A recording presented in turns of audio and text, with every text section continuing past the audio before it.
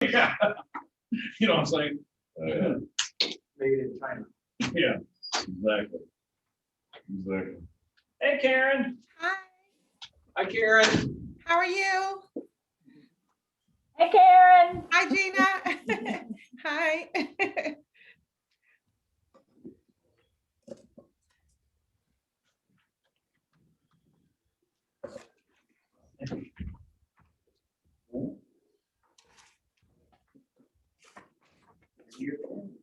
All right, you guys ready to go? Yes, Should we go sir. start? Let's kick We're waiting for anybody, Jeremy, or can we? We're waiting on. Jessica? Yeah. Yes.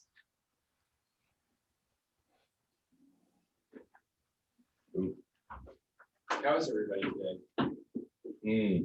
I'm so happy when it's sunny out. It's not I'm raining yet. like, yeah, when it's not raining. Yeah, we think it's a great week to be gone. Yeah, oh man. I mean, it was like, I felt like we were living in like Scotland. It was just for weeks. It felt It's like. gonna do it like all next week. dude. No, don't tell me that. It's supposed to be 60 and sunny tomorrow, though. What day was it sunny? Like Saturday, and it hadn't been for like 2 weeks Yeah. before that. And I remember that night, I was like, it's not sunny tomorrow. I don't know if I can take one more day. I was like, I'm gonna get my car and drive to Sonoma. I'm gonna drive to Phoenix. I just cannot take it.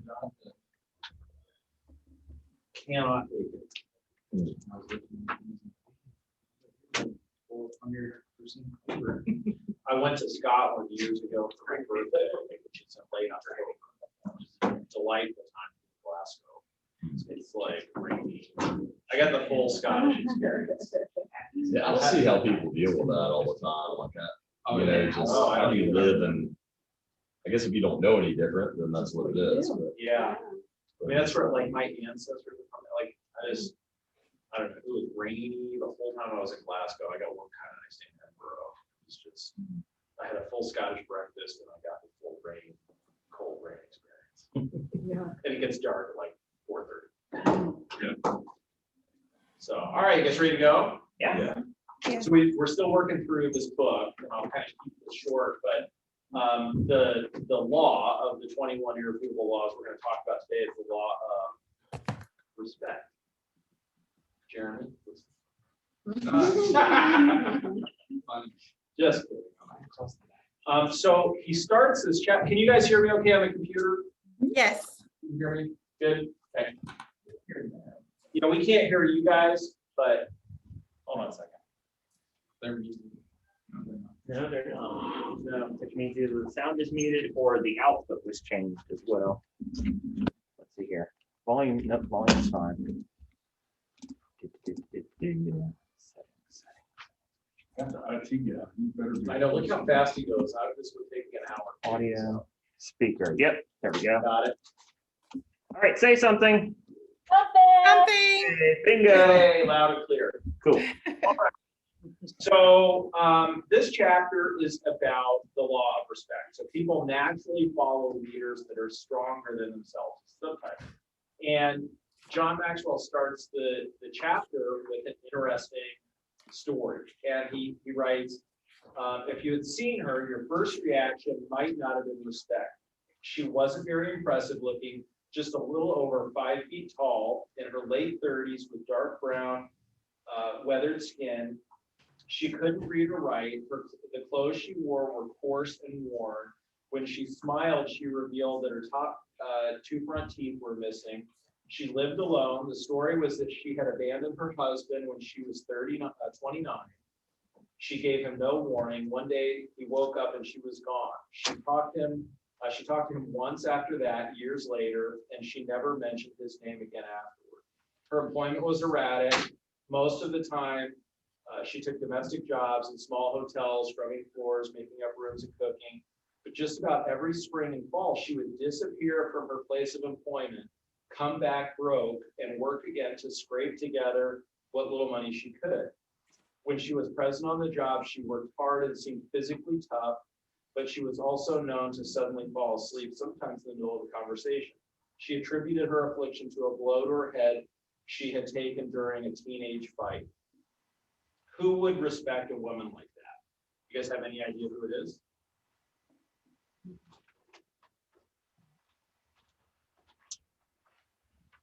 Harriet Tubman. Harriet Tubman. And so here was this 5 foot tall woman that became a really strong leader. Do you know what she did? What did she do? It's the Underground Railroad, right? That's right. You know how many people she was able to help get out of the South before the Civil War? So over 300, over 300 people. And kind of the point as he goes on to tell the story is that she was just such a strong leader that people would follow her because this was a life-risking mission that she was on and they were on. And they believed in her so much that they would follow her, and it was because she was tough. There's part of this. She knew that if somebody didn't go make the whole trip with them and got caught, they would be interrogated and probably she would be found out.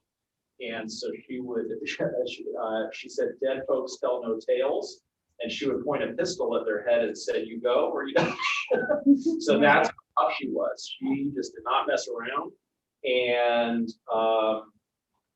that fight that hurt her in her head was somebody trying to capture a slave who was escaping and hit her in the head with a weight, and it kind of messed up her head for the rest of her life. And she just was a very, very tough person. All of these people followed her. So the lesson that Maxwell goes into is that generally, you know, if you could simplify leadership on a scale of 1 to 10, that, you know, a 5 is not going to follow a 3, right? A 5 is going to follow a 6 or a 7 or 8 or 10. You know, an 8 or 9 is not going to follow a 7. They're going to follow a 10. And he goes into, he told a great story about, you guys know who John Wooden was? Who did he coach for? UCLA. He coached some very famous players, including Kareem Abdul-Jabbar, Bill Chamberlain, won a ton of championships back in the 70s. And there's a great story that Hall of Fame player Bill Walton joined the team. And Walton had a beard at the time, it's in the 70s. And Wooden had a very strict policy, no beards. Almost everybody here is a beard now. Wooden had a very strict policy. She was like, wait a minute. So Walton refused to shave his beard, and Wooden's answer was, well, we'll miss you.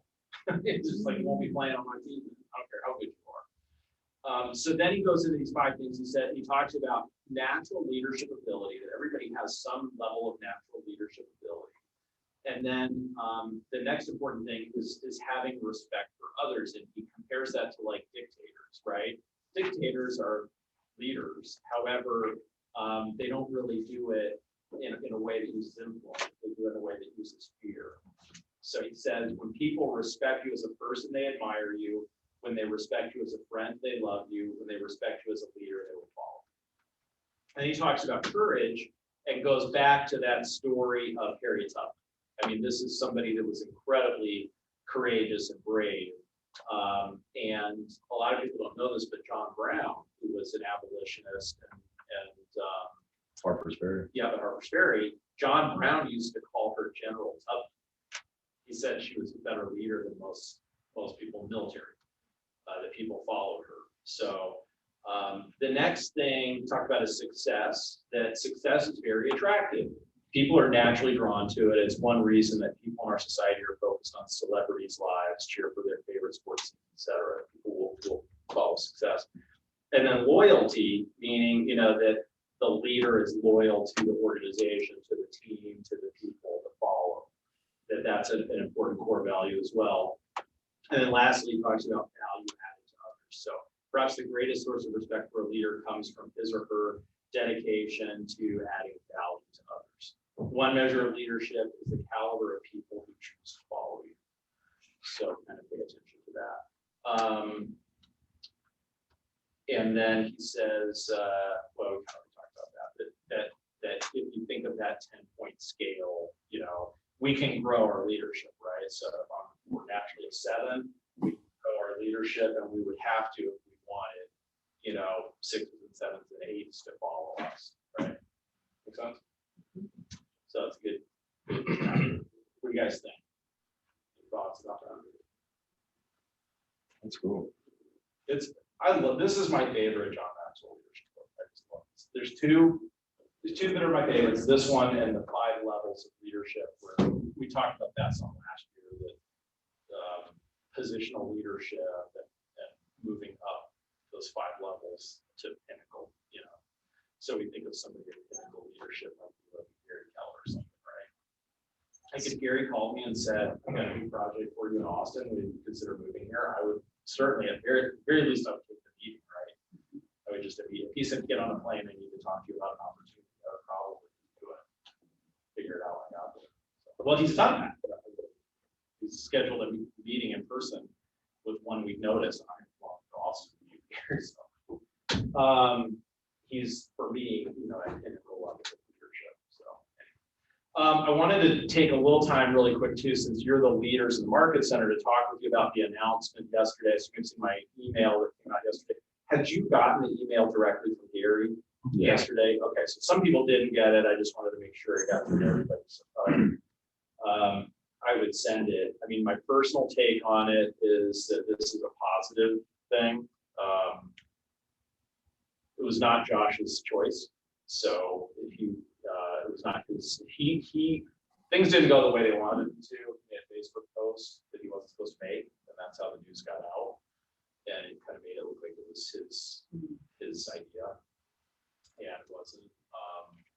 And I was kind of watching, like, I mean, let's face it, is command where we want it to be? No. I mean, how about Karen, Gina, for you guys? Can you hear me okay? Yeah. Is command where we want it to be? No. I don't guess so. No, it's not. I mean, I'll admit, I don't think it is. Like, it's getting better, and I think Josh did a really good job. The truth is, we wouldn't be building a platform were it not for Josh. I think Josh was the guy that told Gary, I think we can build this ourselves. I don't think we need to buy things. We can build our own thing. And that's why we started down this path. However, it's not getting where it needs to be fast enough. And it was his project. So I think that's part of it. The other thing, if I'm to be honest, like, I know you guys probably don't have as much exposure to Josh team as like Jeremy and I have had, and Jessica probably through meetings and things. But think about the lesson we just went through. Like, is he a 10 leader? No idea. Not for me. I never, so Gary is for me, and I'm very excited about Carl Lieber, who just joined us. So he's the CEO of KWX. So what Gary's doing is he's created this umbrella company that owns everything now. So all the other companies are under KWX.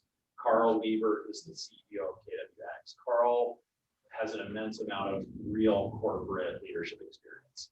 And I think, if I'm to be honest, like, I think, we started out as a real estate office in Austin, Texas 37 years ago. And I think to some degree, we never lost that mindset. We've always had realtors working our way up and leading the company. The last CEOs have all come through the ranks and everything. And I think, though, we've kind of grown to a point where it's like, I think we need to try somebody that's had some real training experience and really running a big company. Darn big company now, biggest real estate company in the world. And then when you add these other businesses into it, mortgage, insurance, iBuyer, coaching, all these other things, it's a really big venture right now. So I don't know what Gary's ultimate plan is. I can tell you what it looks like to me from the outside looking in, kind of outside looking in a little bit to some degree with KWX. And some of the people he's bringing in to run it, but we'll have to wait and see what his ultimate plan is. I do know that he's 100% committed to you and all of our agents getting what you need to stay number one and to stay ahead of things like Zillow and stuff like that as much as we can. Some big news last week, Zillow, right? Yeah. Big, $500 million investment in showing time. That's now 2 big IPs that we've been involved with that they purchased. Right.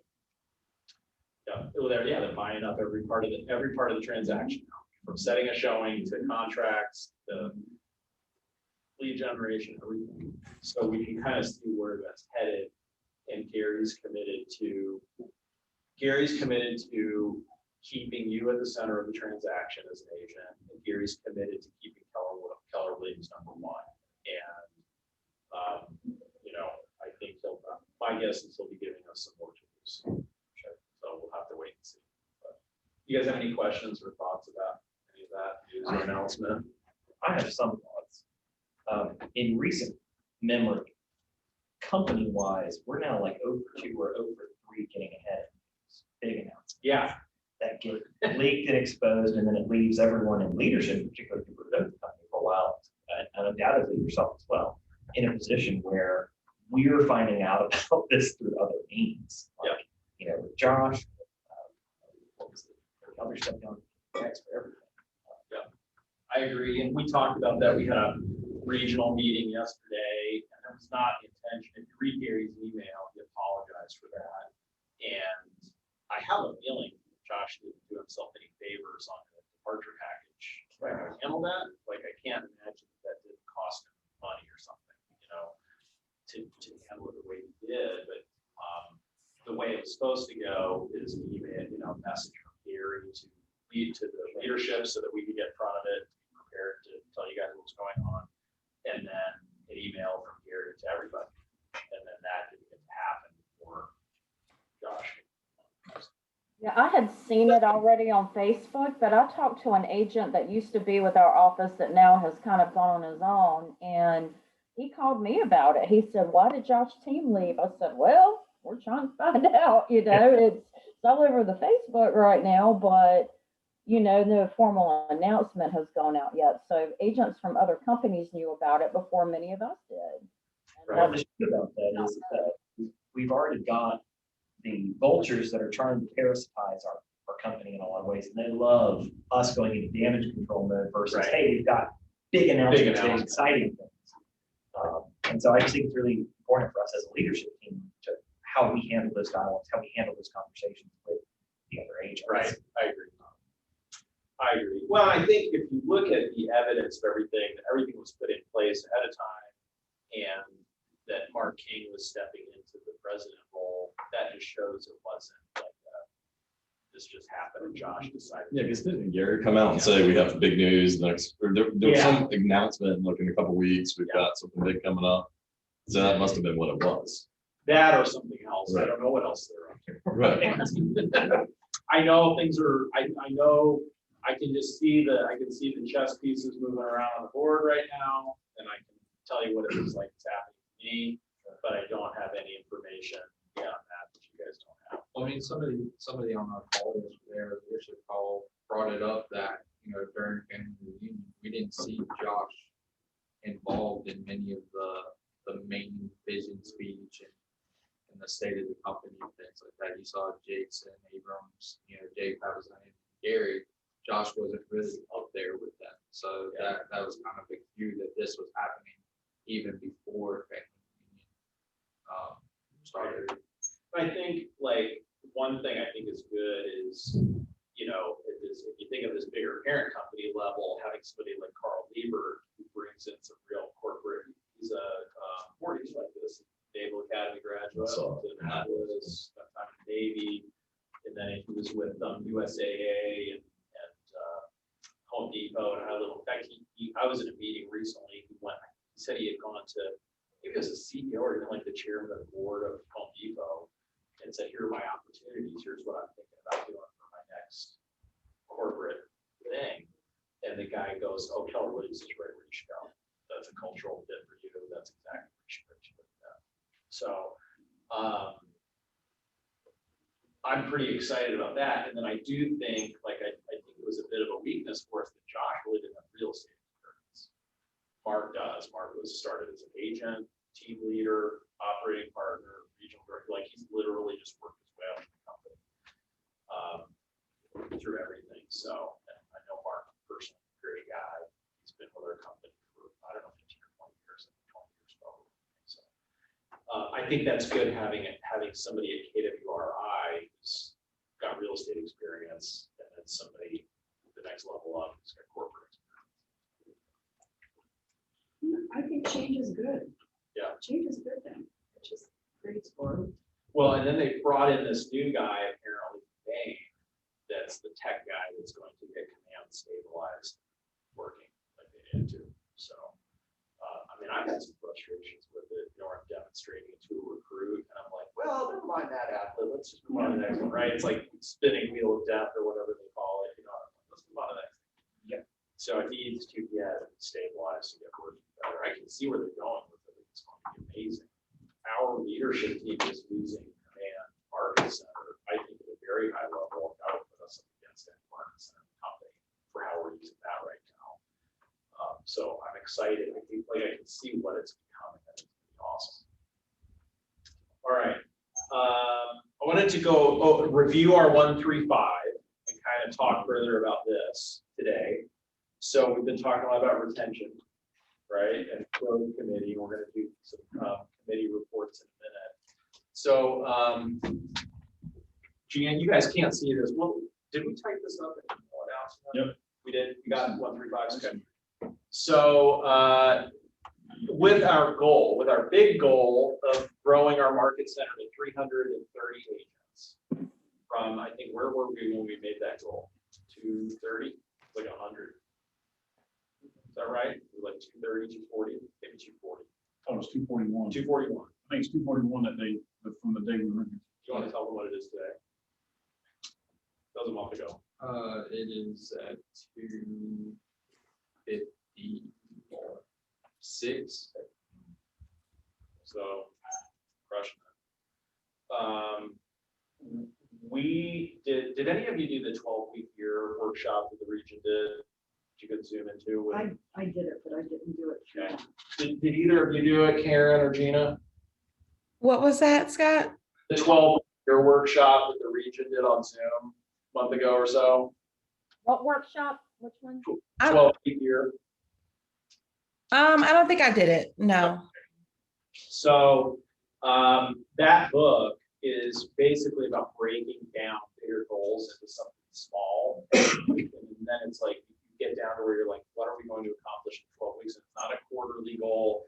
It's not taking an annual goal, dividing it into 4 and saying, here's our quarterly goal. It's literally saying, like, what's the thing that would move the needle that we want to accomplish in the next 12 weeks? And then just go put everything into that.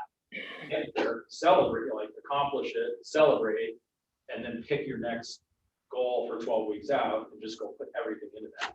So we got together as a leadership team and did that. Jessica, what did we decide to do? Do you want to go up here? You can go up here. No, I don't think I will. So we decided to do 50. 50 was our goal for 12.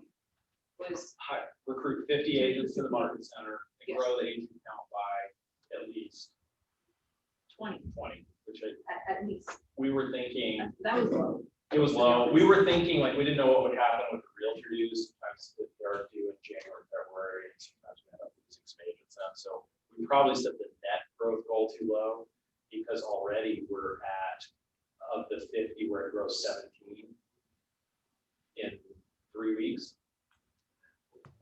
And we're at net 14 of 20 in 3 weeks, 12 weeks. So we think we probably set that goal too low. So our retention has gone up in Right. It's improved. 3 weeks drastically. It's improved.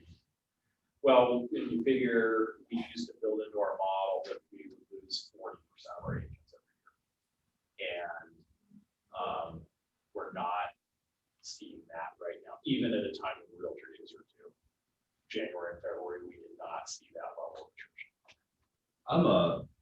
I'm worried about, not worried isn't the right word, but just looking forward to this year with inventory as low as it is. Right.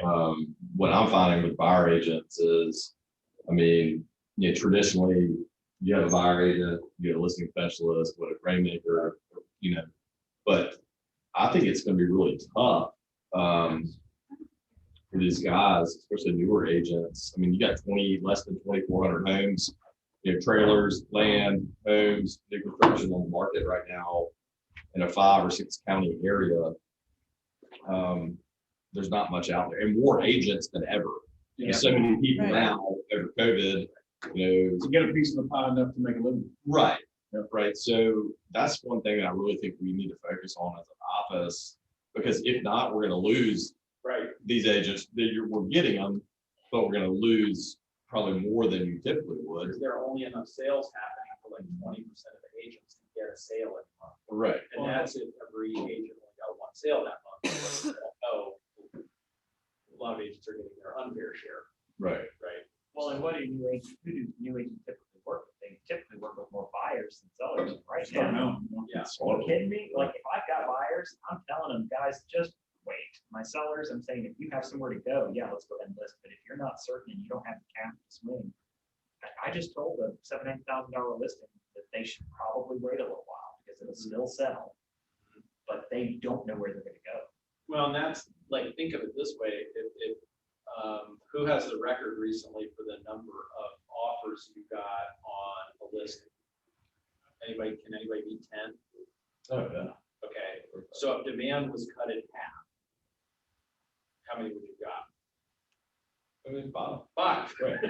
You can still only sell to one buyer. So my point is, demand can get cut in half, and there's still more demand. And I don't typically work with buyers, but there's some people that I, want to work with me. I worked with them in the past or whatever. So I was showing a guy, it was a really good referral from a guy from New York, young professional, 40 years old. He's amazing, smart guy. So I met with him and his wife showing literally like 1.3 to probably 1.7 in North Raleigh, or he wants to be in North Raleigh, he thinks. I mean, we had 5 houses to look at.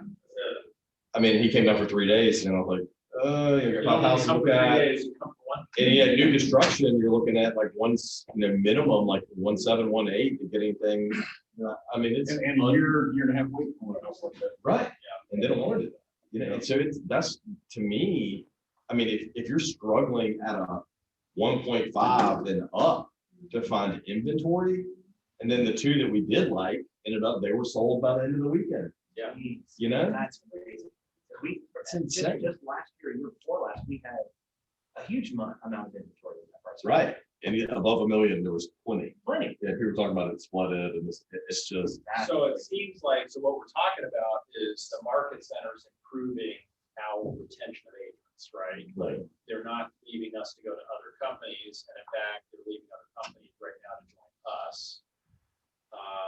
We had a capper join us from EXP this month, and we had a luxury agent join us from Coldwell Banker this month, and she brought an associate with her, and then we just had an independent, somebody with their own little independent company join us and bring several agents with him. He's a capper. So we're attracting agents from, like, if you think of that, that's from like multiple models, right? We brought somebody in from a traditional Coldwell Banker HPW, brought somebody in from EXP. Now, in fairness, that was somebody that left the Briar Creek Market Center, went to EXP very briefly. I called him, he met with me. He's great. By the way. Yeah. Patrick is awesome. He's Patrick's gonna be an awesome guy. Yeah, you You guys guys are doing giving it us together. 4 people to recruit here. Yeah. Right. One of them was joined already. Yeah. So, but he tried EXP, came here fairly quickly. I did just lose out. I was working on another little independent, and they decided to go to EXP before I really had a change. I got the text message yesterday, and I texted back. I was like, "Have you ever had a listing appointment and the seller decided to list with somebody else before you got to go to your presentation?" She was like, "I know, I get it." Like, So anyway, I'll just Write this down before I forget. Will Draper, you need to contact him. He's incredible. And then an independent that's been doing it on her own. So literally this month, that's cappers coming from 3 like completely different models across that spectrum to this market center. So I feel like we're improving on that and our retention system. There's still more work to do, of course, too. However, what I hear you talking about is retention in business. We're going to have to teach our agents how to go generate business and drum up business so they can stay productive and make money. Because we could be awesome, right? We could have the best red day, parking lot parties, and do all this fun stuff. And if they're not making money, can stay. So I think the good thing about this, now Jessica, remind me, our education next month is focused specifically on listings, right? We did buyers in February. All of our education in March is going to be listings. Correct. Which is fantastic. That's exactly what all of our agencies are focusing. Yes, so it's on a cycle, it's on a 12-week cycle. So 4 weeks worth of things for buyers, 4 weeks worth of things for sellers. Okay. 4 weeks of miscellaneous from branding, marketing, videos, mortgage, having a lender come in, you're talking about different types of loans. Like, we're trying to hit them with everything, and it's on a constant repeat, so they always have access to. It's not just for new agents, this is open for every app. Yep, and when we get to the second half of today, we have other expanding things for that. But yes, and we have 20 to 30 agents showing up at the class right now. So we talked, go ahead. Another thing, there are strategies for buying. Mhm. There are, For winning multiple offers. Yeah.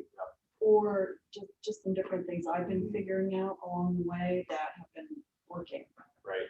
So there's ways to do it. You just have to, it's a game. Robert has a little speaker that sounds like a ghost with chains when he shows up. He leaves it in there so when he's showing back. Yeah, guerrilla warfare. I usually just steal the key out of my box. I've been in hot markets where you show up to show a house and you're like, doggone it, some jerk took the key out of the lock. Yeah, And then you call them and they're like, oh, oops, sorry, we run away to the office. Total Yeah. intention. Don't worry, we kicked in the door.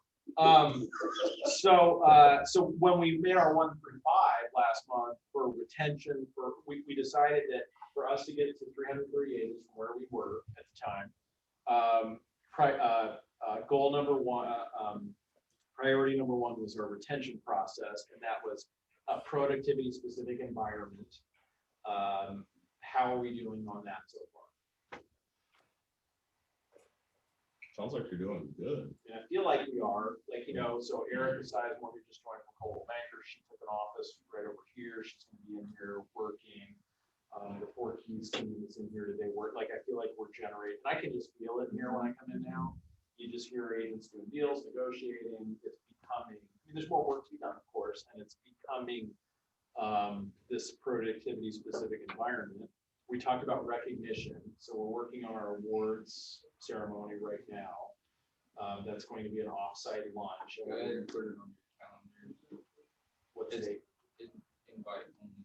Yeah, so what we're doing this year because of COVID is instead of inviting the whole market center to come see the award ceremony, we're just inviting the people that earned awards so that we can actually be together in person if they want, if you choose to. If you feel comfortable with it, we're gonna have food and stuff like that. What's the date here? It's the 18th of March. March 18th at 11 o'clock. Where is it? The Alumni Hall. So we'll get you more information to save that date. So that recognition, and then some of you guys probably got little surprises in your front yard. I got Yes. shot at by these people. Rock salt, shotgun. Oh, no, Get it off would be my rock salt. lawn. No, it would be rock. So I hope that was well received. It seems like it was. Was that? Oh, I saw the back of it. I was mad. I was like, who the hell put a sign? Like, because I saw the back of it was white. I didn't see the front of it. Well, I didn't dare go into your yard. No. Mine was way out by the, right at the edge of the I was mailbox. like, you put a damn sign in my yard. I was like, what is this? I thought maybe some, like a disgruntled client made a sign or something. You put something. So Gina is here, and hopefully that was a nice surprise. But it's just That things like was. that we're working to think of to make more, recognition when people like to be recognized, and then training at all levels. So we're working on that with listing focus. And I think Lynette's I think we should look at that. It's a good point, like how to win the house, kind of like how to get your buyer the house. Like I talked to Bolton on Mark Jackson's team yesterday, and I asked him, how many buyers are you currently working with? You have in your pipeline that would buy a house today, you take them to see the right house. And he said 32. Wow. That's, it shows you the problem. Yeah. Well, think of how much money we'd all be making right now if it was just a house for everyone we all know who wants to buy one. Oh, yeah. Oh my God, we'd be on it. So, and then a survey. So I think we still have to work on that. That was number 4.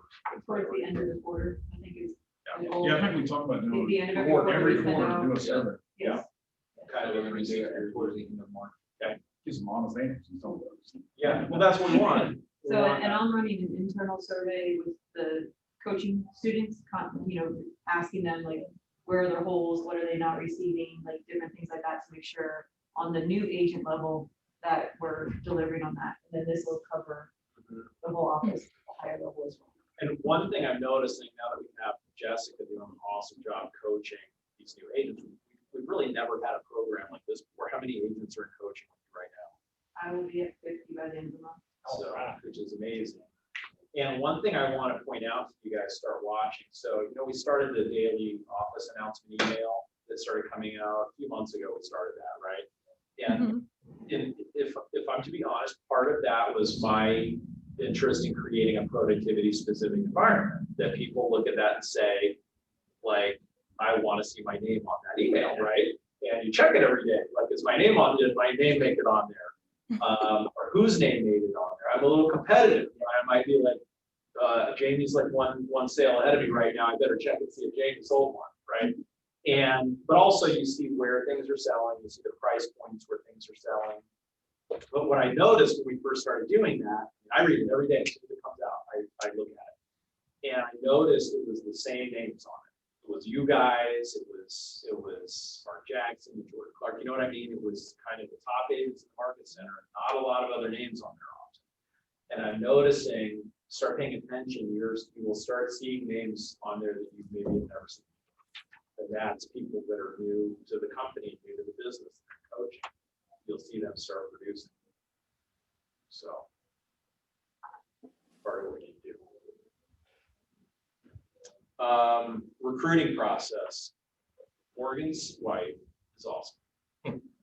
She came and spent time with Jessica, Natasha, and me on Friday. And we mapped out a complete recruiting process within Command MC, how we're tagging recruits and creating this pipeline so that we can start marketing to people, because we just have not had a great way to act like we teach you guys, right? What do we teach you to do with your database? Be in contact with. Communicate with it in a systematic way. And we haven't had a database for recruiting that we were communicating with in a systematic way. And KW is in the process of creating smart plans for the market center for Command MC. So we loaded in 4,000 agents at other companies that are in what we consider our fishing pond, pretty much from inside the belt line up to like Rolesville, Franklin County. Like kind of we looked at our area like a slice of pie going up that way, like 12 o'clock to 3 o'clock. Okay. And they're loaded in there now. Natasha, bless her heart, went through like one by like got the email, because we don't get the email addresses for over metrics. So she had to go look up everybody's email address in there. And we now have like these 4,000 people that are, remember what we talked about a month ago, red 1 and red 2. So 0 to 7 transactions in the last 12 months is red 1. 8 transactions and up is a red 2. So they're all in there, and we're tagging everybody systematically with a color. I'm so happy, like this is the most organized we've ever been. There's like a color code process to it. It's a simple tagging system. So we'll be able to invite people to trainings and have them on smart plans and things like that. It's calmed me down now that it's organized. Yeah. I'm a little OCD with that kind of stuff. So, but yeah. It's pretty cool. It was messy. We had a messy, because before we had a whole bunch of people on our team that were in Command MC and tagging things willy-nilly, and we're cleaning all that up now. So the simplified process is anybody that's in there in the pipeline assigned to somebody has to be assigned to either me or Jessica. Everybody's welcome to help recruit, but in our system, they'll be assigned to just one of us.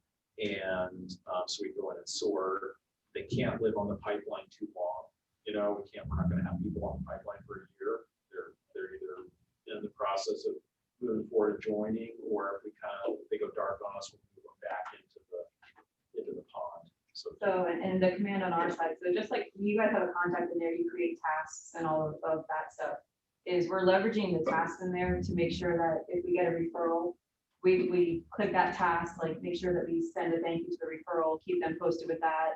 You know, we're integrating everybody else into this, so he can open his command and get a notification to do this for this person that's in the pipeline, to keep it organized, but to also add into like the touch program and everything that we have, to make sure that we're thanking people and we're, you know, making enough touches to somebody throughout the whole process, not just, oh, have a meeting with Jessica and boom, we sign paperwork and now you're onboarded. Like, what does that look like in between? Making sure that they get connected to leadership and different pieces. So you come into the family, you're not just feeling like another number, like, oh, yeah, here I am, had a meeting, signed paperwork. No. Now, what? And Jeremy can see, them so that it's, he knows who he's on board. And then it feeds into, we have a huddle every morning for 15 minutes, the whole leadership team. And we talk about like, you know, where are we month to date on recruiting? Where are we on that growth? Who's onboarding today? Who's onboarding this week? You know, we've got a capper coming in that's for listings, or that's where we talk about what's going on in the market center team, so to speak. So I think we're getting somewhere here. Like that part, you know, when we look at our goal, our priority number 2, and our strategy number 1, like we're having a system in place here, and I think it's starting to work. And so the next things then would be teaching profit share and asking for leads at onboarding as like having a system there. So we can come up with. So we're in the process of working on these things. So we get the profit share class on the calendar. I don't know. I mean, would it be a terrible idea to think about bringing Aaron Kaufman in? Because we tried that a couple of months ago and it wasn't very well attended. But I also feel like we have a different level of momentum in the market center right now than we had then. So I don't know. Doesn't he do a 1-hour version of that? Have it recorded. Oh, okay. Well, just tell everybody it's live. It's sunny out, no, it's not. So we could try playing that. That was a 2-hour one or the 1 hour? That was the 1 hour one. Well, here's another idea. We could do the 1 hour one and do it for all 3 of our market centers. And then the cost is almost nothing, right? How much was it for an hour? That was about $400. Is it that much? So we could do it for all 3. If you guys think it would be helpful to kind of get everybody excited about profit share and growth committee, you know, it could be sponsored by the growth committee or something. Think about it. If you guys want to do it, we can do it. I think I've got a 500 seat Zoom, which would be plenty for Aaron, probably does too. You have to use your own. You do, okay. So we can use my Zoom account and have all 3 market centers have it. Because last time he did it specific to Raleigh, we just had a little more generic. How can we incentivize getting agents there? Agents like stuff, like rewarding for participation. Yeah, Obviously, the price. reward should be profit share, but, you know, they actually, that hasn't been a motivator up till now. right. I mean, we offered the profit share plus last year, and no one participated in that. And that was bringing us a capper and you get $1,000 or something. $1,200. Check for $1,200 plus profit share. It was not incentive enough. The truth is, like, we want anyone who wants to participate in profit share to participate in it. The truth, however, is Gary Keller really created this system for you guys. It's for the ALC. You guys get extra attention, helping you build wealth and build your profit share. If you each just sponsor, what's our goal for capper recruiting this year? 20. So how many are on the ALC? 6 this year. You wanted 60 total. Yeah, which would be adding 20. So if we have 6 members of the ALC and we want to add 20 cappers this year, how many would you each have to sponsor for us to hit that goal?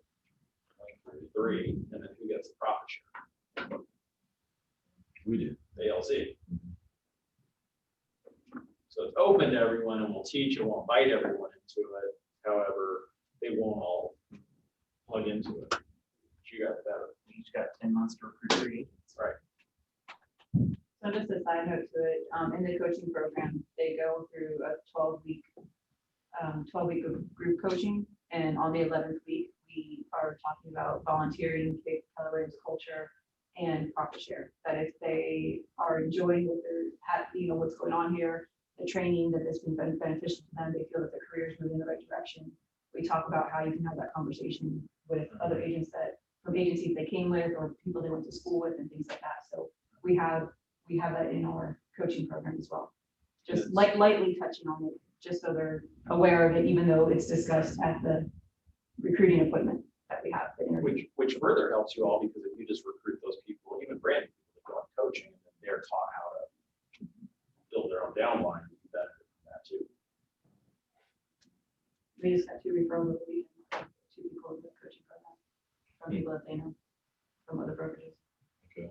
Like the Indy that we just signed on, that came from a conversation by Mark Corbett. Yep. Who's pretty new, he's been with us a year. Yeah, a small conversation turned into, like, it was quick, happened like a week and a half. He just sponsored 4 people. Yes. Pretty awesome. Jeremy, where were we in the region on Friday? We were number 2. For gross recruiting and for net 2. So you guys have a big opportunity here. If you're in the market center that's getting done, you just have to decide if you want to look into it. What's most impressive about that is that the number one is a market center that's much, much bigger than us. Right? So for us to be at 2 is awesome. About 300 agents bigger than us. That's what I mean. I mean, it's super impressive. Yeah, and we're seeing market centers that have lost 30 Average. agents in a month. We were in the triangle, there are 7 market centers. Last month, we were number 2 for property. So you guys are in the right place. If we would love for you to plug into this. And the thing is, like, when you all are doing transactions, who's on the other side of the deal generally? Generally another capper, right? Especially, if they've got a listing or what it's like. We don't have to be doing a lot of deals to be a capper in our market. So generally you all are the ones interacting with cappers. So find the ones you like, build a relationship with them, get me or Jessica an appointment. Or just let us know if Scott, Jeremy, if you had a great experience with the agent on the other side, that we can just call and thank them. Like say, hey, we heard that you were great to work with. We just wanted to reach out and say thank you and let them know if they need it. It can just be a simple call like that. It doesn't have to be an actual appointment. Us just acknowledging that you guys had a good experience working with them, that they did a good job. Yeah. It's best, like it's awesome when you'll do a warm introduction, right? When they're all teed up. We'll take it really good. And sorry. What was I supposed to say? No, it's okay.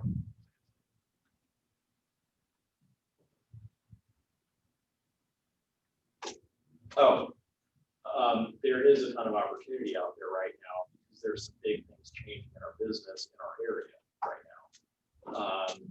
Alan, if you know anybody at Alan Tate's in the process of becoming Howard Hanna. They were acquired by Howard Hanna a couple of years ago, and Morgan, you probably heard it. Promises of nothing will change, right? Right. And they're in process right now of becoming Howard Hanna. Their systems, their comp plans, everything, and a lot of their top agents are leaving right now. They're leaving and coming to Keller Williams, other companies. So we've got a chance to go get a relationship with some of those folks. I'm hearing through the grapevine that Fawnville Morrissey's not doing so hot right now. There, and I think that's what we're seeing. Like in general, right now, I think our business is going through this sea change. It's a massive shift in the business, and I think companies that will benefit from what's happening right now are companies like Keller Williams that offer really competitive compensation plans, technology. It's like everything you would want or need in a traditional brick and mortar brokerage at a fraction of the cost, right? How much were you paying it out today, if you don't mind? Well, it was just, the year I moved over here with, you worked with me for what, 6 months probably, and you got me over here. That year, and wasn't doing nearly as much then as I am now. But had I been with Keller Williams, I would have made like an additional $48,000. In just that 1 year. So it's just, I don't know. We paid Sotheby's $200,000. You know, I mean, yeah, I mean, ALC's a good company too, but it's just not. If you do a certain amount of volume, they're going to eat you up. Right. So Yeah, your business continues to grow. So think about those top producers. Like you can know this, if you see a $10 million plus producer at Allen Tate, HPW, something like that, Berkshire Hathaway, 100% guarantee they would make way more money. oh yeah, they get hammered. Yeah. And so think about opportunities like that. So I think Keller Williams will be on the winning side of some of these things because we decided to make the tough choice and do what it would take to be really competitive. Yeah. So, and then culture, last thing was culture engagement, a touch program. So one thing we started doing is the leadership team, we have our staff meeting every Monday. One of the things we do in our staff meeting is we each write a handwritten note to an agent market center. So it just be somebody we saw who's doing something nice that week or whatever it might be. And then we send them a note so they get, so everybody over, and what we just decided to start doing this week is tracking it so that, because we realized like 1 week, 2 of us sent a note to the same agent. So what we decided we'd rather do is have it where it's a little more spread out.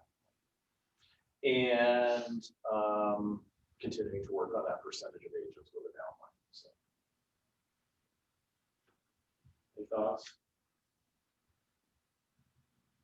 Well, you just have to, I mean, I'm just sitting here thinking, you know, who do I know? And I do know quite a few people, so you know, and it's like, you know, what I am struggling with as I'm thinking that though, and help me troubleshoot this, is a lot of the people that I know don't necessarily live in Raleigh. So how do we make it easy for them to connect with the office if they're not necessarily in Raleigh? Like getting better at virtual. Okay. And I think, I mean, oddly enough, I got a call from an agent like at the coast, you know, and so the word's kind of gotten out that we've lowered our cap, things like that. And it's not how we're trying to accomplish, but you know, that we really can operate completely virtually now. We are a cloud-based company. I mean, we have been for a long time. Our documents all live in a cloud, and Well, all businesses are going that. You're gonna see, that's why you're gonna see more people buying out further because companies aren't paying them people to come in anymore. well, I think They gotta buy that office space. there will come a day when our office space shrinks dramatically. Exactly. I am praying for that. The rent doesn't have to be $400,000 a year, you know. But everything we're doing is in person and through Zoom. Right. So the opportunity to engage, we are hitting no matter where you are. And then we will have some high level things that it may be worth the drive sometimes to come in for that. But we're making sure that we're accommodating everything. We have to continue doing that because COVID or not COVID, it allows an agent that may not have the ability to leave the house because they have kids, but they do want to learn, you know, at that moment, or, you know, they fall sick and they're like, well, not feeling well today, I don't want to come in. So this will continue. So that would ease part of that. Yeah. What Gary Keller is coaching operating partners to start doing is in the future is get the market center shrunk down to about 3,000 square feet. We're sitting at almost 11,000 square feet. And then if agents want offices, we have that available and that's at cost because that's part of the problem. You know, we pay $31,000 a month in rent and we collect 8,000. What do we collect, Jerry? 8,000? Not even. So we're collecting a very small fraction of what we're spending. You know, because there's a lot of acres of carpet here that we don't care to run back. So that's what Gary's coaching us to do so that we can continue to be competitive. You know, as it becomes necessary, we may need to change our economic model again to be competitive. And if we can really be cutting expenses, if we have options we don't have if we have very high expenses. So, does anybody have a committee report to make? I'm proud of you guys. I love watching your committee meetings going on. So Lynette is chair of the productivity committee. What's the report? So we had a great meeting. We had a lot of good participants. So we have our committee members. Jessica's part of all this. I don't know if you consider yourself, you're just kind of. I'm just here for it all. Yeah. Yeah, I'm just part of it. And Finally. Natasha was participating, Megan, Molden was participating, Jennifer, Robert, Sarah, and myself. And we came up with a whole lot of training ideas. And we've had follow-up with people who know people that can do these trainings. There's still some blanks on that, so need to work on that. But so we're making some good progress. on this. Awesome. I'm excited to see the trainings. Yeah, they're really good. Start to finish new construction, negotiations, smart homes, luxury staging, home marketing consultation, mortgages, short sales and foreclosures, video, how to use the video equipment we have here. Okay. Because it's just sitting there a lot of the time.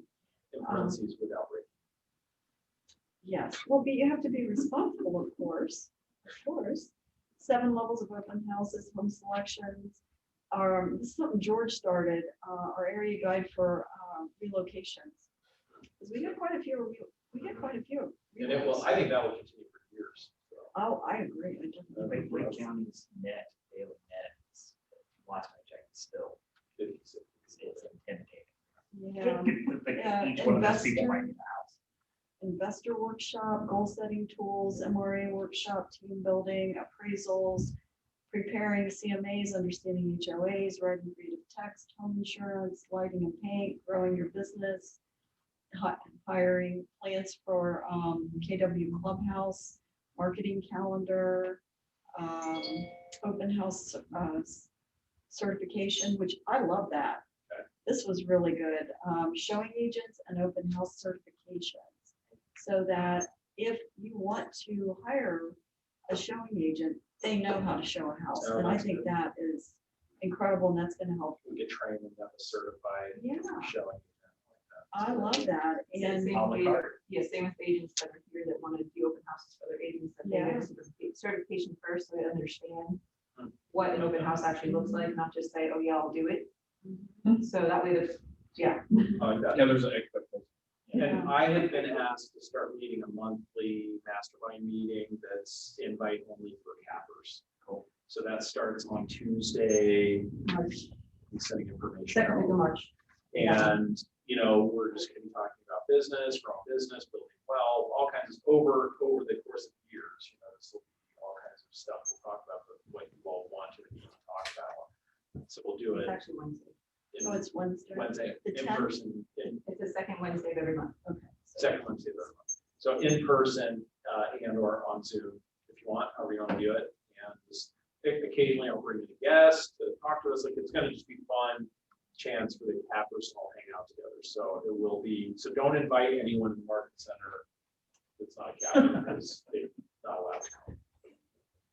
That's a part of giving back Right. to outside just the new agent, making sure that we're training at a higher level is starting that mastermind back up. And you guys can learn from each other and see what's working and talk about challenges and stuff like that. So excited about that.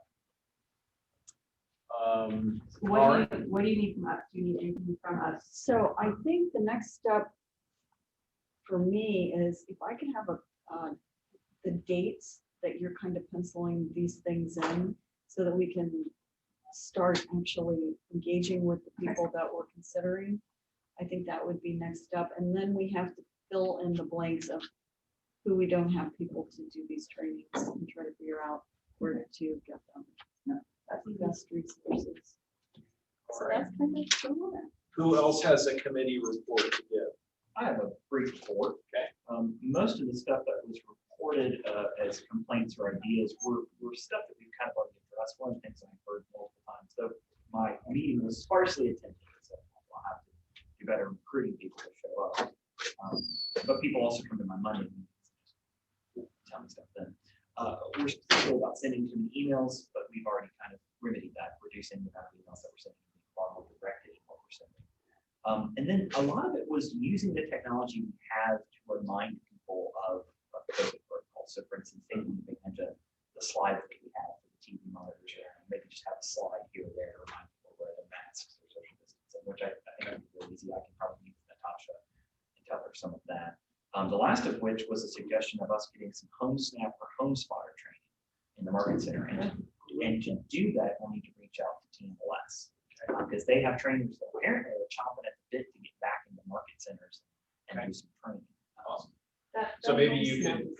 coordinate with the productivity committee, with you and Lynette could coordinate on that. maybe. Absolutely. Yeah, that home snap, I've done it. I've done that training Okay. and it's incredible. And I'd like to do it again because there was a lot to it that I think would be good. And there's just some other new things that are going on with MLS. They've got a few new tabs at the top that has all kinds of documents. They just did a training, MLS did a training, was it 2 weeks ago, on all the updates? Yeah, They're there's having a those lot. trainings, Yeah. because they've been making updates to the MLS.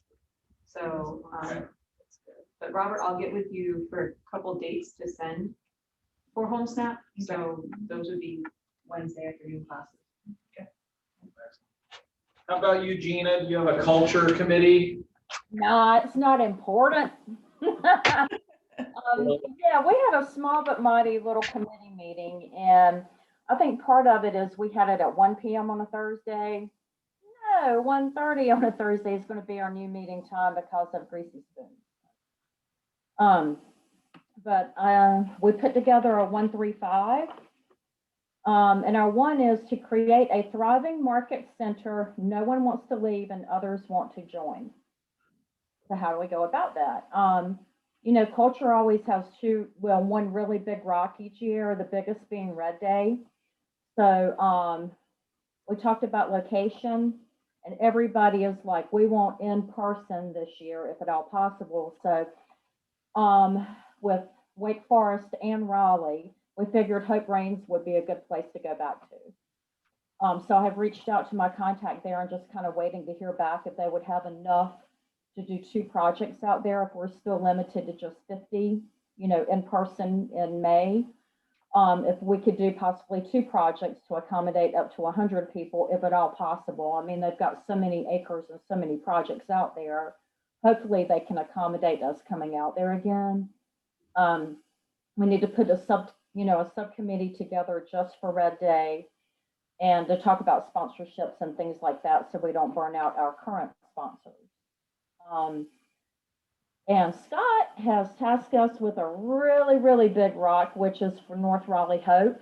A goal of $10,000 at all times to be in that fund, you know, so we can help out other agents. So we're like, okay, how are we going to get to 10,000, let alone maintain $10,000 continually for that fund? So we talked about different events like, you know, Chick-fil-A night where they give a portion back, like movie nights, family night. What now? Oh, I thought you asked something. You know, a fishbowl out at whenever we have a training event with just a sign on it, you know, for people to just throw even spare change in, or to target, you know, donate X amount of dollars at an event. Food truck radios, tailgates, you know, different things like that. Family fun day, car washes. Our car wash was so successful that time. Chili cook-offs, you know, just different things like that that we can all participate in and still donate a portion, you know, or donate towards. We need publicity for that, like testimonials at team meetings from those of us who have actually benefited from North Raleigh Hope, so they can see actually what it's for, and that it goes to anything that happens in our lives where we find ourselves short 1 month or need help, you know, paying medical bills or something like that. And even I think possibly videos on YouTube that can live there forever, so that people that are just scrolling through our channel can see those and what, you know, the fund does. Of course, very important to donate from closings. I mean, I donate from closings. I mean, it's $25 or whatever you donate that you're not going to miss if you don't have it to begin with. Actually, this was something for you, Jeremy. if you wouldn't mind, find out what our average, closing rate is per month, or how many closings we have per month, and multiply that by 25. If everybody can give anything out of each closing, that will certainly help get that fund back up a lot quicker. $3,000 a month, Gina. Good Lord. Yeah, even if we just got $5. Yeah, even $5. I mean, nobody is going to miss $5 if you don't have it to begin with, if it's not already in your hand and tangible. Gene, So if, if we can come up with some type of challenge, for those of us that like challenges, but some type of challenge, we used to at team meetings, hello Tucker, sorry.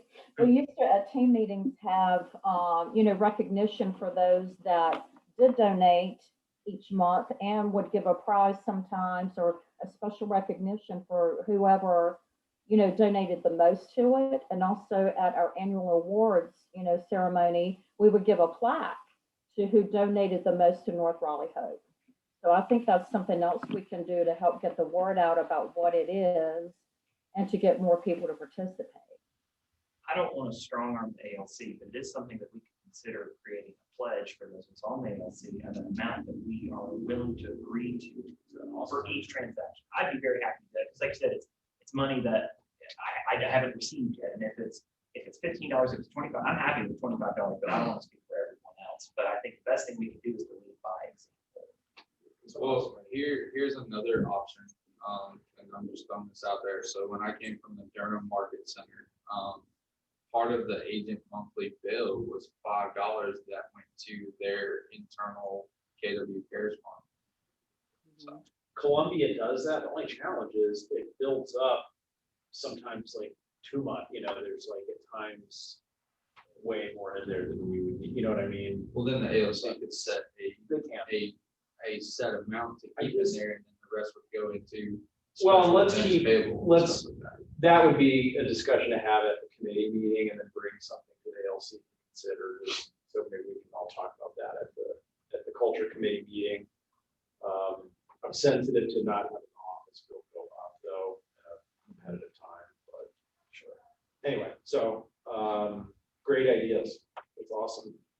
Okay. Awesome, Gina. And then just real quickly, the third is fun stuff. We called it fun stuff. And that is like continuing Greasy Spoon, our Friday themes, different things like that. Holiday parties and potlucks, contests, because people do like to give back, like the pie in the face and different things like that. We talked about community help, like doing a back to school bash where everybody brings donations, collect or drop off teacher baskets, filled backpacks, healthcare worker care packages, a summer lunch program for kids, a nursing home parade for those that are shut in and are not receiving any visitors right now, and then continuing Toys for Tots, Angel Tree, and different things like that. So that's kind of on the plan. I guess next big thing is going to be really working on Red Day and getting that subcommittee. Awesome, Gina. I knew you were the right person for the job. Let's see, next is Karen with social equality. Do you have a report? So we had a meeting with Sharon as the DEI ambassador. So I think it was 18 or 19 people on the call, I think. That's awesome. Yeah, it was good. It was good, good participation. So Sharon and I are going to kind of work together to figure out some things that we can do, in the market center to, make everyone feel included. So we are working on, That's on great. that part. Karen, I think that might be the largest committee. Really? Oh. Anybody have more than 18 people? No. No, I think that's awesome.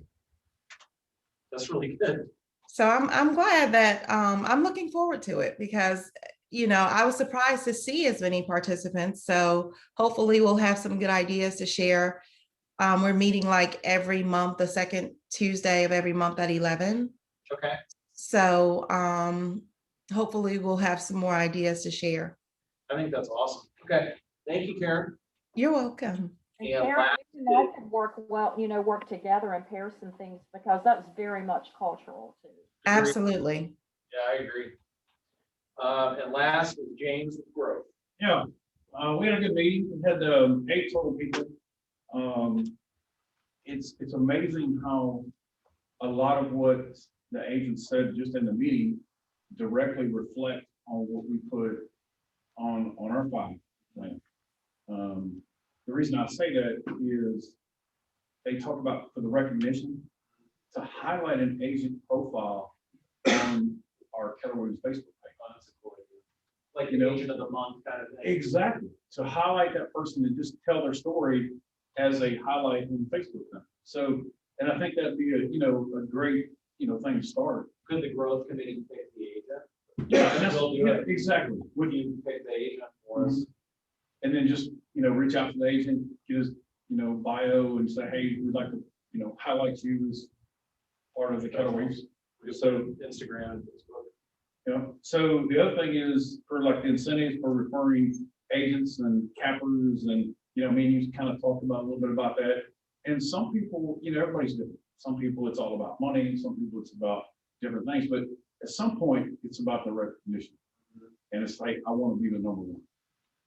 So me, you kind of talked about putting some type of something together out front that talks about, hey, this person, their name goes on a plaque and it stays there. So, we talked about that. And they all brought the same kind of thing is, as far as the training goes, we talk about retention. Well, how do you keep these agents? Well, you got to train the guy that's at 5 to 7 contracts a year to a 8, 10, 12 contract guy. And you got to take the guy 8, 10, 12 to a 15, 20 and developing training for that person and knowing they can go to that. And that's how you keep the retention. Right. Do you find it interesting? Do you see the overlap in the committees now? Oh, yeah. Like the growth committee and the productivity committee go together, right? Because we're using, growth committee requires high retention, which means we've got to be training our agents to be more productive. And the training events are opportunities to invite recruits, right? The culture committee and the social quality committee kind of go together. And so it's just interesting. There's overlap and opportunities to work together. And I do need to see about getting the report on the losses, like who we lose each month and the why. Can we add James? No? Oh, I can just. Okay, so we'll start sending it to you. So you can take it to your committee. Exactly. And then what do we do to contact the people beforehand? Because in the end, if we can prevent the loss, that's what we're after. There's got to be a way to find out and get ahead of that to prevent us. Like last year, what percentage are we at retention? Because if you bring in 100 and you lose 50, you're 50%. So if you look at just 2020, 2 ways to look at it. One is as a percentage of the agent count, and one is as a percentage of how many we brought in, right? So it's either a measurement of volume of gross or the total agent count. So like ours would be different. So this is interesting. And can you break it down? Then? Yeah. Right, because cappers versus non-cappers. Last month we tied Keller Williams Market Center #1, Gary Keller's Market Center in Southwest Austin for net growth. Well, we had 241 agents. Guess how many they have? They have over 1,000. So much bigger deal for us to net 12 than for them to net 12, right? Anyway, so it depends on how you look at it. Well, that's the same thing on They might have production. hired 50 agents that month or something. Right. That's the same thing on production, though, recognition. Right. You got a team over here with 25 agents and you got a team with 5. Right. If they both write the same number, they outperform them all day long. I was just going to say, if we're figuring, well, like I said, we used to bake in 30% attrition here. Then we started thinking maybe more like 40 as a company, but 30% of 250 say would be 75 agents per year that we would lose. Well, it used to be 50, but the goal, the growth initiative goal is gross 10 net 5. On a monthly basis, yes, and then as a percentage of agent count, it'll be 30 to 40. But based on that, if we would lose 6 per month at 30%, right, based on our agent count, and we were doing, last month was a little high then, what if we lose 10? 10. January, February. No, you lost. But we grossed. Yeah, but you lost more than 10, right? We lost 10. We grossed 22 net. We, Yes. James, we. Yeah. Yeah. We lost. Well, that's my Say, point though, we right? lost. Okay, but here's my point, right? If we can get and track those 10 and find why, we're gonna find trends Well, that we can address inside the market. we'll start reporting that to you, so you can take it in the Right. growth committee meeting and say, here's how many joined, here's how many left. And there's the why. Percentage, we'll start tracking that percentage. What percentage of the account? Right. So, okay. Like this month, we're gross 17 net. Month to date, 12, 11, so we've lost 6. I'll see. So this month, we're more on track, right? That's more on track, 30% attrition. And of the 6, do we know the why Um, on each one? Because if that's what's gonna give us our trend. So we'll start Yes. reporting. so yeah, Evelyn Hennessy went to ERA because she does 1 to 2 deals a year, doesn't want to pay $15 to $2,000 on each deal when she can pay $250. We had a brand new agent join us last month and then leave because she felt that EXP would be better suited to be a new agent at. Katie Spencer left the Clark team to go to another independent.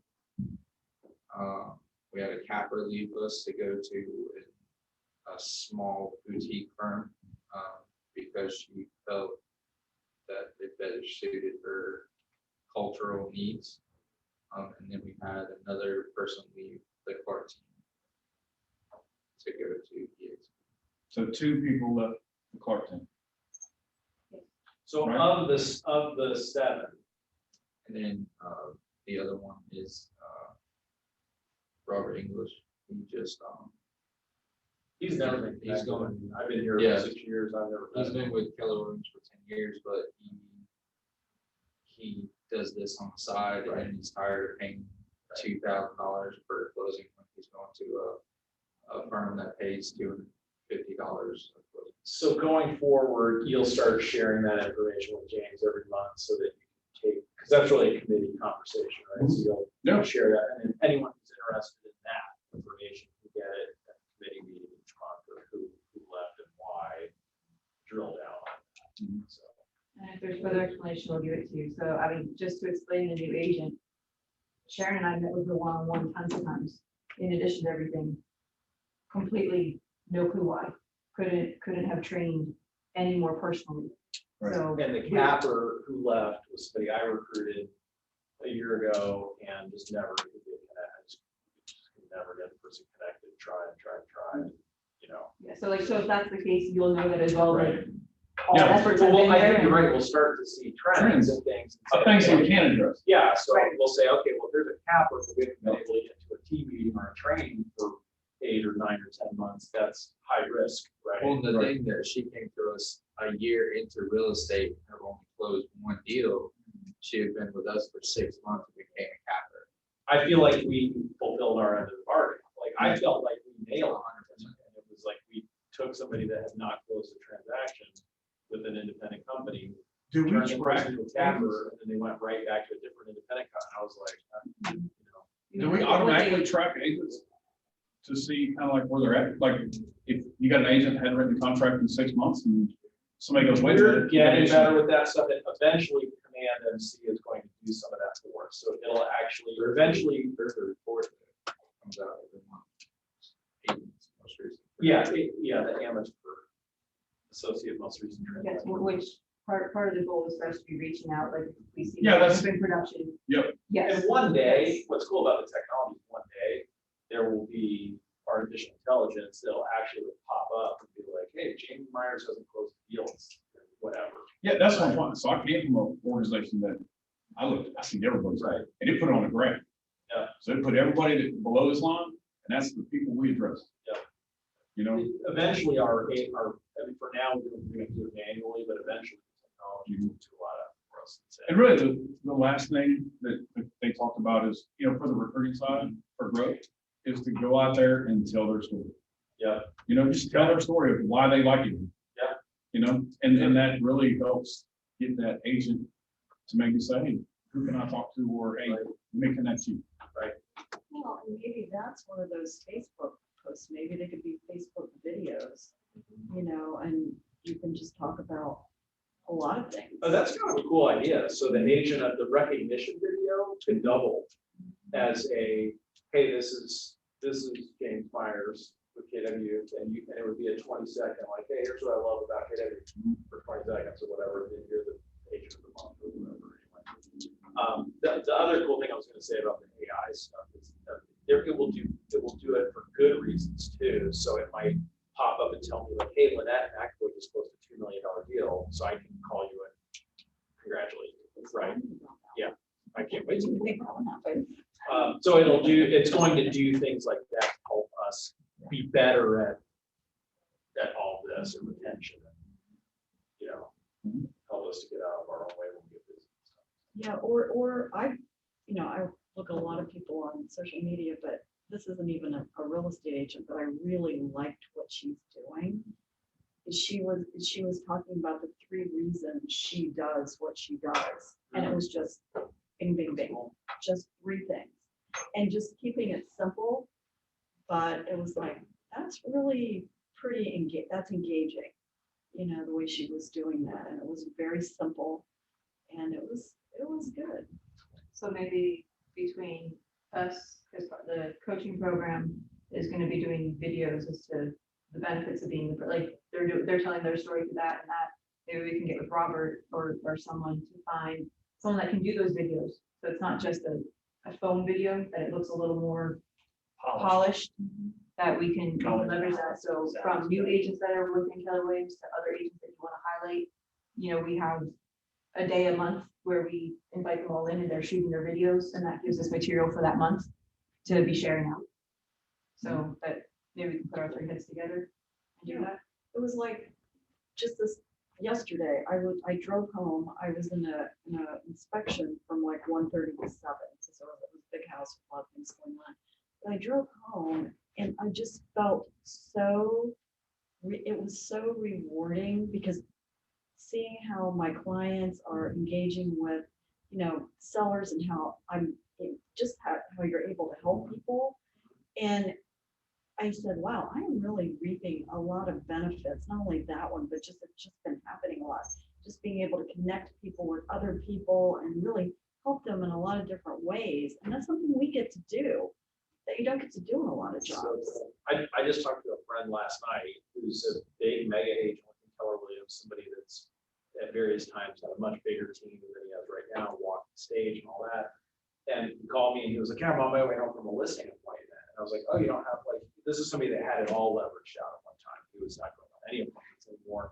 And he said, yeah, I'm back doing that stuff. I kind of shrunk the size of the team. And he was like, you know, it's really cool. I sat with an elderly couple and I'm helping, they need help selling their house. And it's nice to protect them. And it's like, it's really cool being able to serve.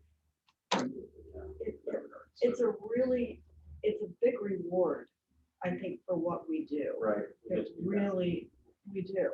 And it's a big feel good. So what are next steps for the next meeting? So we'll keep working on our 1 through 5. Leadership team will keep working on this. You guys are doing a great job with the committee meetings. I'm so happy and proud of you for that. Let us know if we can help you and support you with that. But we're talking about adding that in as a component of onboarding, like here are the committees, right? I think like here are the different committees to try to get them to pick one, or we can start sharing their names with you so you can recruit, see if you can out recruit your peers and get your committee bigger. The masterminds. So I hope you'll all start coming to that, make a chance for us to all spend time together talking about how for you to make more money and build more wealth and things like that. So I've got some ideas for my guests and stuff. And I'll get dates with you guys. All right, guys. I'll get with Jeremy and, so for the month of February, find out who recruited the most people inside Kelly's. Who left and why? Yeah, but what I'm saying is who referred the most, right? Yeah. And You want to reward the activity. that's what I'm saying. Yeah. Highlight that person. Yeah. And let's push them out. Because, yeah, I always like to reward the activity of the referral. That's It's what not I'm their fault if we didn't convert or something. It's- Right. The activity that they did that was good was. make the referral. Matt's the one that's referred the most this month. So I can tell you that hand right, because I've been getting over half of my appointments are referrals from agents internally. That's awesome. And I think I've met with 5 or 6 already from him. Matt, Or, Version. ERGEIN. You'll like him. Gina's next on the list. He can do about 200 pull-ups. Another thing is, if we want in a to whole day, grow our Yeah. committees, I'm wondering if I couldn't maybe do we 200. should come to one we of should your do a challenge coaching, with 1,000 push-ups. a maybe day. just, It sounds easy. to talk about This what guy wants we're to- doing, would you like to get involved? We're trying to grow our committee sizes. I don't know if we. Also, every Wednesday morning is a class at 10 o'clock. You can pop in the beginning of the class if you want to grow your committee or mention what your committee's doing. Leverage a training that's going on that maybe in the beginning you just do for 5 minutes to encourage people to join you. All right, guys.